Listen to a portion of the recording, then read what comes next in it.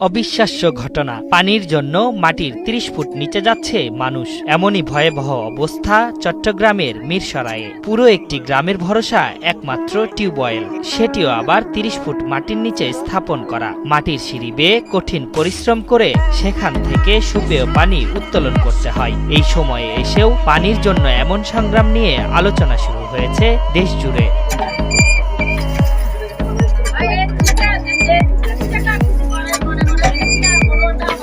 একটি টিউবওয়েল থেকে কোনোমতে পানি সংগ্রহ করে চলছে ৫০টি পরিবার। বর্ষা মৌসুম এলে ডুবে যায় এই টিউবওয়েল, আর গরমের দিনে পানি ওঠে কম।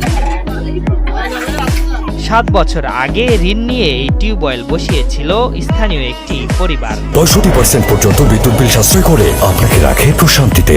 ওয়ালটন ফ্যান হাওয়া বদলে দেয়। এনজিও থেকে ৩০,০০০ টাকা নিয়ে মাফিয়া বেগম এই টিউবওয়েল স্থাপন করেন, যা এখন ৩০০ মানুষের ভরসা। চট্টগ্রামের মিরসরাই উপজেলার করেরহাট ইউনিয়নের ঘেরামারা আজিজনগর গ্রামে এই টিউবওয়েল দিয়ে পানির চাহিদা মেটাচ্ছে স্থানীয়রা। আর এসব পানি মাটির নিচ থেকে কলসে ভর্তি করে ঘরে ফেরেন নারীরা। স্থানীয়দের দাবি, শিগগিরই কোনো ব্যবস্থা না হলে আগামী বর্ষায় আবারও সুপেয় পানির সংকটে পড়বে স্থানীয়রা। আশরাফুল ইসলাম, ৭১।